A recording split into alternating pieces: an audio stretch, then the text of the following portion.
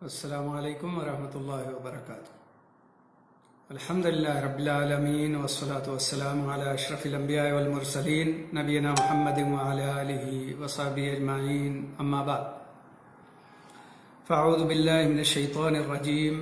یا ایہا الذین آمنوا کتب علیکم الصیام کما کتب علی الذین من قبلکم لعلکم تتقون ایاما معدودات فمن كان منكم مريضا أو على سفر فعدة من أيام أخر وعلى الذين يطيقونه فدية طعام مسكين فمن تطوع خيرا فهو خير له وأن تصوموا خير لكم إن كنتم تعلمون۔ محترم سامعین، ماہ رمضان کا وقت قریب ہے۔ اللہ تعالیٰ نے رحمتوں اور برکتوں کا مہینہ ہم لوگوں کے لیے مقرر کیا ہے، اور روزے کی اور ماہ رمضان کی فضیلت آپ سب سے مخفی نہیں۔ اللہ رب العالمین نے اس مہینے کو مسلمانوں کو عطا کر کے ان کے گناہوں کی مغفرت کا سامان تیار کیا ہے۔ اللہ تعالیٰ نے قرآن شریف میں کہا، اے ایمان والو، تم پر روزہ رکھنا فرض کر دیا گیا جیسے تم سے پہلے کے لوگوں پر روزہ فرض تھا، تاکہ تم لوگ متقی اور پرہیزگار بن جاؤ۔ یعنی یہ روزہ صرف اس امت پر نہیں بلکہ اس سے پہلے جتنی امتیں بھی گزری ہیں ان سب پر روزہ کسی نہ کسی شکل میں فرض تھا۔ ہاں، اس امت پر پورے ماہ کا یعنی پورے ماہ رمضان کا روزہ فرض کر دیا گیا ہے، اور اس کی دو شکلیں ہوئی ہیں۔ شروع میں اس بات کی اجازت تھی کہ کوئی آدمی اگر روزہ رکھنا چاہے تو ٹھیک ہے، اور اگر نہ رکھنا چاہے تو ہر روزے کے بدلے ایک مسکین کو کھانا کھلا دیا کرے۔ لیکن بعد میں اللہ رب العالمین نے یہ رخصت ختم کر دی اور آیت نازل ہوئی، فمن شہد منکم الشہر فلیصمہ، جو اس مہینے کو پائے وہ اس مہینے میں ضرور روزہ رکھے۔ تو اس آیت سے پہلے والا حکم منسوخ ہو گیا۔ اللہ تعالیٰ نے روزے کی فرضیت کا ذکر کیا تو کہا کہ اس کا مقصد تقوی اور پرہیزگاری ہے، تاکہ لوگ اللہ سے ڈر جائیں، اس کے احکام کے پابند ہو جائیں، شر و فساد اور برائیوں سے وہ بچ جائیں۔ مقصد یہی ہے، تقوی، دینداری، پرہیزگاری۔ یعنی اگر کسی کے اندر یہ صفات پیدا ہوئیں اور وہ دیندار بن گیا تو روزے کا مقصد حاصل ہو گیا، اور اگر اس کے اندر دینداری نہ آئی، شر و فساد سے وہ دور نہ رہا، تو پھر روزے کا کوئی فائدہ نہیں ہوا۔ اسی لیے اللہ کے نبی صلی اللہ علیہ وسلم نے ایک حدیث میں بیان فرمایا، بخاری کی روایت ہے، من لم يدع قول الزور والعمل به والجهل فليس لله حاجة في ان يدع طعامه وشرابه۔ جو آدمی جھوٹ بولنا نہ چھوڑے، جھوٹی باتوں پر عمل کرنا نہ چھوڑے، جہالت اور نادانی کے کام نہ چھوڑے، تو اللہ کو ضرورت نہیں ہے کہ وہ اپنا کھانا پانی چھوڑ کر بھی بھوکا اور پیاسا رہے، کیونکہ اللہ رب العالمین کو بھوکا اور پیاسا رکھنا مقصود نہیں ہے۔ وہ یہ نہیں چاہتا کہ اپنے بندوں کو تکلیف دے، بلکہ روزے سے چونکہ بڑے فوائد حاصل ہوتے ہیں، ایک انسان کے اندر روحانیت پروان چڑھتی ہے، دینداری کا جذبہ پیدا ہوتا ہے، اللہ کی عبادت کا شوق ہوتا ہے، قرآن کی تلاوت کی طرف رغبت ہوتی ہے، اللہ کی طرف بندہ متوجہ ہوتا ہے، اور برائیوں سے دور رہنے کی خواہش ہو جاتی ہے۔ اس لیے روزہ فرض کر دیا گیا، ورنہ تکلیف دینا مقصد نہیں۔ اور آپ سب جانتے ہوں گے کہ روزہ دراصل صبح صادق سے لے کر غروب آفتاب تک کھانے پینے سے اور بیوی سے ہم بستری کرنے سے رک جانے کا نام ہے۔ تو جہاں وہ کھانا پینا چھوڑتا ہے اور جہاں وہ اپنی بیوی سے ہم بستری کرنا چھوڑتا ہے، وہیں وہ جھوٹ بولنا بھی چھوڑتا ہے، وہیں وہ شر و فساد کرنا بھی چھوڑتا ہے، وہ لڑائی جھگڑے بھی چھوڑتا ہے، چیخنا چلانا بھی چھوڑتا ہے۔ ان تمام کاموں سے وہ رک جاتا ہے جو کام عام زندگی میں ممنوع ہیں۔ اس لیے روزے کی حالت میں وہ بدرجہ اولا ان ممنوع چیزوں سے دور رہتا ہے۔ اسی لیے اللہ کے نبی صلی اللہ علیہ وسلم نے فرمایا اذا کان یوم صوم احدکم فلا یرفث ولا یسخب فإن صابہ احد او قاتلہ فلیقل انی امرؤ صائم۔ جب تم میں سے کسی کا روزہ ہو تو نہ وہ فسق و فجور کرے، نہ بیوی سے ہم بستری کرے، نہ لڑائی جھگڑے کرے، نہ شور اور ہنگامہ کرے۔ اگر کوئی اسے گالی دے، برا بھلا کہے تو اسے کہہ دے میں روزے سے ہوں۔ یعنی روزے کی حالت میں برائی کرنا، گالی دینا، لڑائی جھگڑے کرنا، یہ ساری چیزیں منع ہیں، اس لیے میں تمہاری بات کا جواب نہیں دوں گا۔ تو یہ کیفیت ہونی چاہیے۔ یعنی ایک آدمی جب روزہ دار ہوتا ہے تو جہاں وہ بھوکا اور پیاسا رہتا ہے وہیں اس کی آنکھ بھی روزہ دار ہے، اس کا کان بھی روزہ دار ہے، اس کی زبان بھی روزہ دار ہے کہ نہ وہ غلط چیزیں دیکھتا ہے، نہ غلط باتیں سنتا ہے، اور نہ غلط باتوں کو اپنی زبان سے ادا کرتا ہے۔ لڑائی جھگڑے، شر و فساد،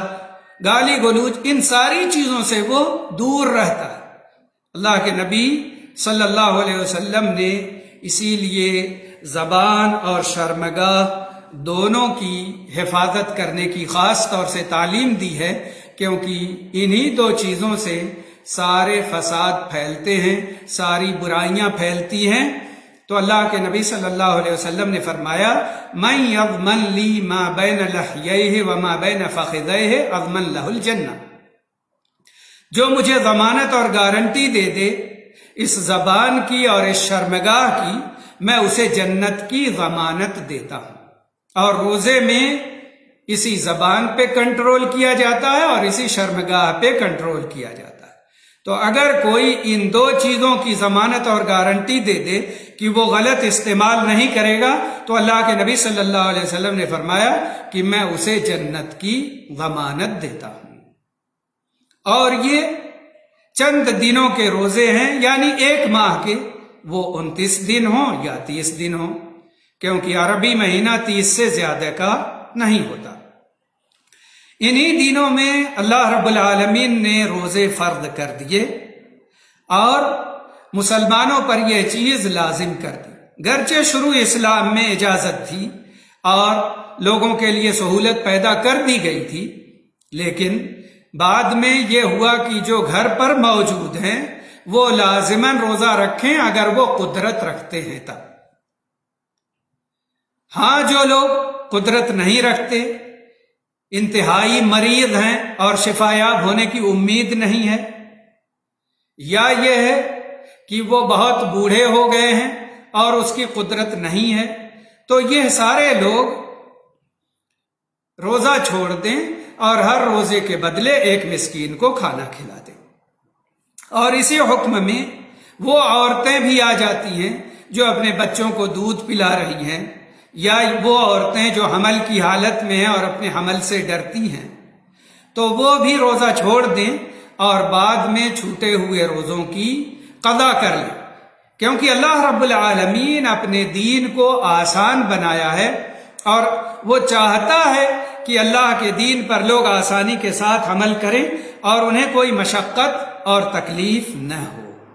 اور یہی وجہ ہے کہ اللہ رب العالمین نے کہا فَمَنْ كَانَ مِنْكُمْ مَرِيضًا أَوْ عَلَى سَفَرٍ فَعِدَّةٌ مِّنْ أَيَّامٍ أُخَرَ، کہ جو تم میں سے مریض ہوں یا مسافر ہوں وہ دوسرے دنوں میں چھوٹے ہوئے روزے پورے کر لیں۔ اس کا یہی مطلب ہے کہ مریض روزہ چھوڑ سکتے ہیں اور اسی طریقے سے جو مسافر ہیں وہ بھی روزہ چھوڑ سکتے ہیں۔ شیخ ابن عثیمین رحمہ اللہ سے پوچھا گیا کہ اگر کوئی آدمی روزہ رکھ سکتا ہو سفر میں تو کیا وہ بھی روزہ چھوڑ سکتا ہے؟ کہا روزہ چھوڑ سکتا ہے۔ اس بات کی اجازت ہے کہ کوئی سفر میں روزہ رکھ لے اور کوئی روزہ نہ رکھے، کیونکہ صحابہ کرام میں سے بعض سفر میں روزہ رکھتے تھے اور بعض نہیں رکھتے تھے، مگر اجازت دی گئی ہے ہر مسافر کو، چاہے وہ مشقت اور تکلیف میں ہو یا نہ ہو،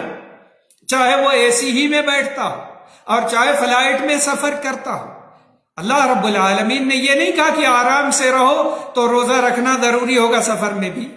کہا جو مسافر ہیں ان کے لیے اجازت ہے، وہ روزہ چھوڑ سکتے ہیں اور بعد میں چھوٹے ہوئے روزوں کی وہ قضا کر لیں گے۔ تو شیخ سے پوچھا گیا